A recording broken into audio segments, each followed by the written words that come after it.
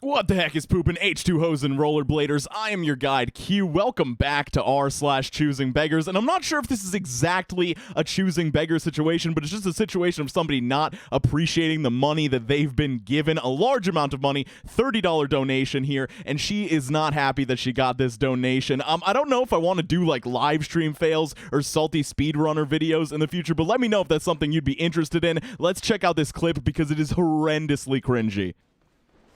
Oh my god, no!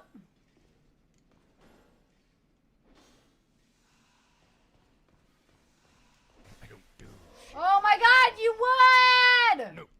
No. Thanks, Genso, for the $30. Right at the worst time. No. The worst time, Genso! Thank you so much, man. Thank you. Seriously needed the sound cues so hard right there. Couldn't hear a fucking thing! A fucking thing! Seriously! All I needed to do was hear like a couple sound cues. Do you know how far I was? Do you know how fucking far I was? You probably have no idea because you just popped in. Hey, I'll donate.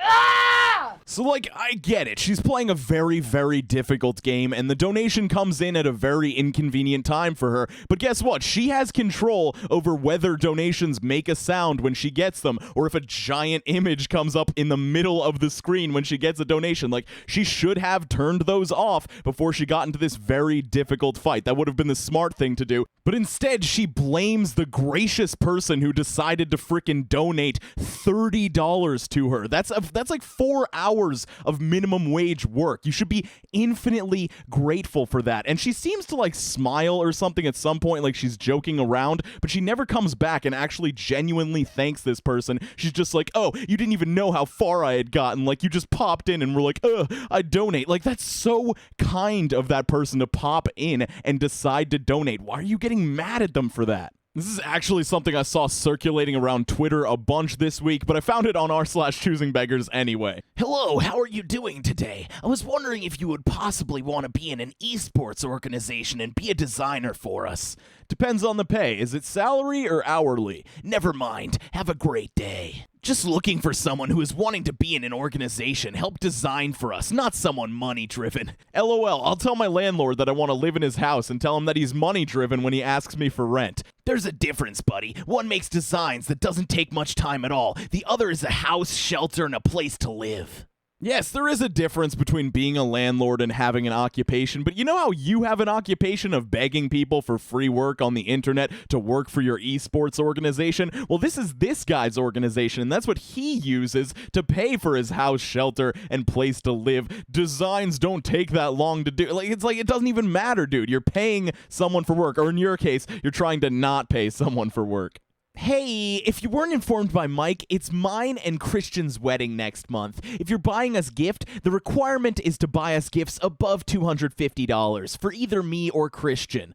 So what you're saying is you want something over $250? Yep. Well then, don't expect me coming. We have beer, cocktails, cake. Well then, you're losing because we have so much people here that have confirmed. I absolutely love that ploy at the end of like, everyone else is doing it, why wouldn't you do it too? And it's like, maybe he just doesn't like being asked for a specific amount of money worth of a gift for this wedding. Like, it is good etiquette to give a decently priced gift for a wedding because you're getting to experience this nice wedding and stuff, but asking for a specific price or requiring that people pay above $250, that's just tacky as heck, man. So I think this letter was written into some sort of newspaper or website in some sort of like Dear Abby format, if you guys remember Dear Abby, where somebody will like write in and then they'll get advice or input on what's going on. Dear Prudence, my daughter-in-law enjoys knitting and crocheting. For her birthday, my husband and I gave her a generous gift card to a local yarn store, for which she thanked us and seemed very pleased. Imagine my dismay, however, when 6 months later for our anniversary, she gifted us a lovely bedspread, which she told me she made with yarn purchased from the gift card. I told my son that we'd in effect paid for our own present, and that he needs to communicate to his wife how improper and stingy this move was. He refuses, saying that her labor and time were also part of the gift. We haven't spoken much since, except to discuss our grandchildren. And our daughter-in-law has been outright cold. I'm considering writing her a letter directly explaining why this was an improper gift and expressing my sadness that her own parents didn't teach her gift etiquette. My husband wants me to drop the whole thing and pretend like it never happened. Prudy, I don't like the idea of moving on as if nothing happened. The gift we gave ourselves. Somebody in the comments to this post said it sounds like this woman knows the price of everything and the value of nothing, and I think that couldn't be more accurate. It would be completely different if she re-gifted you the yarn and everything and was like, I bet you could make a cool bedspread out of this. Good luck with that. But instead, she used the gracious gift that you gave her to create something out of nothing. She took ingredients and made something that's like beautiful and a piece of artwork and gave it back to you. This is like an amazing gesture. It's actually like one of the perfect ways to do a gift for like an anniversary or something like that. You take something that somebody's given to you, turn it into something, and give it back to them. Like, this is an awesome gift, and you're a bad person. I'm sorry. You just don't understand how gifts work. Let's keep the ungrateful train going here. Ew! Self-Shame Friday, here I come. Found this in the BF's nightstand. Not a fan. Please roast and then tell me how to tactfully say no. You need to go get something different. Can someone please explain to me what is wrong with this ring? There's not one, but 3 diamonds on it, and like, you deserve nothing at all. You deserve nothing at all if you're disappointed finding this ring. When you went snooping around, by the way, like you didn't even let him present it to you, but I guess it's better than that because he would have been embarrassed on the spot because he's dating such an ungrateful person. Like, you don't even deserve one of those little 25-cent plastic rings from the plastic ring dispenser thing. Come on. And then can she just keep this disappointment to herself? Oh no, she has to tell everyone about it. And not only that, but she has the audacity to tell people to roast her boyfriend for getting her this beautiful ring. I really hope that they ended up roasting her in the comments, because I can't see, even if she has the most petty friends on the planet, them actually agreeing with her that this is not a good enough ring. So this comes from a list of tips on how to save money on your wedding, and it's pretty much a guide on how to be a choosing beggar and do things for exposure. Tip number 5, hire a free photographer. A professional photographer can easily cost you around $800 to $3,000. Now that is a waste of good money. As photographers run their business, you might want to approach them and strike a bargain. Cover your wedding and they can use it as a platform to advertise their business. This is a win-win situation there. If that does not work out, try to look for a budding photographer in your family, or perhaps that friend of yours who is brilliant when it comes to taking photos. Exploit these talents, law. What does law even mean? I mean, I really do like that they include exploit these talents, because that's exactly what you're doing here. I mean, why not say, like, yeah, $800 to $3,000 is a lot for a photographer. That's what the professional rate is. Why not get somebody who's budding and pay them like $200, $300 to do it? Like, still pay someone, please, because even if they get all this exposure off of your wedding, you know what people are going to be expecting? A free photographer. Like, it's not like somebody else is going to be like, oh, you did this wedding for free, now I will pay you $800 to $3,000. Like, that's not how it works. You're basically just setting this person up for an endless cycle of exposure without any payment. So here we've got a pretty juicy choosing beggar story, and yes, I'm using New Reddit. New Reddit has a night mode, which is why I use it for videos and streams. For personal use, I still prefer old Reddit.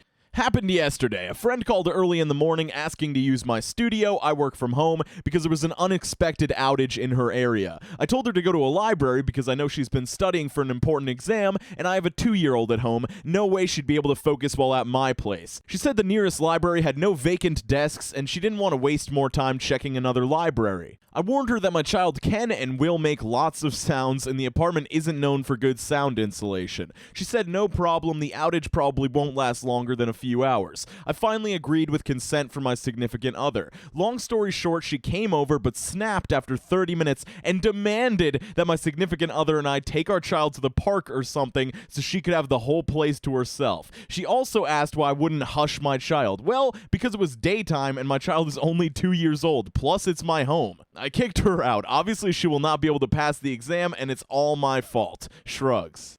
Yeah, maybe you should have looked into the other library, you know, the place where it's policy to stay quiet. Like, use that extra time to go to a place where you're actually going to be happy doing your studying instead of, one, inconveniencing your friend by even showing up and then attempting to inconvenience them even further by telling them to, like, oh, take your kid to the park, get her out of here. This is my studying space now. Like, you're a bad friend. I have a feeling that if for some ungodly reason the owner of this apartment and that child left this friend alone with the child in that apartment, she would have like smothered it to death and been like, at first there was screaming, and then the screams became muffled, and then they started to get quieter and quieter until it was complete silence, and I could just type to my heart's content. So hey, if you want to come hang out on Twitch with me tonight at 8 p.m. Eastern Standard Time, we're going to be watching some cringe videos and stuff. If you're gracious enough to give me 30 cents, I will be eternally grateful for you, unlike that woman at the beginning of this video. So twitch.tv/yorku will be the link that's in the comments and the description for this video. Also in the description,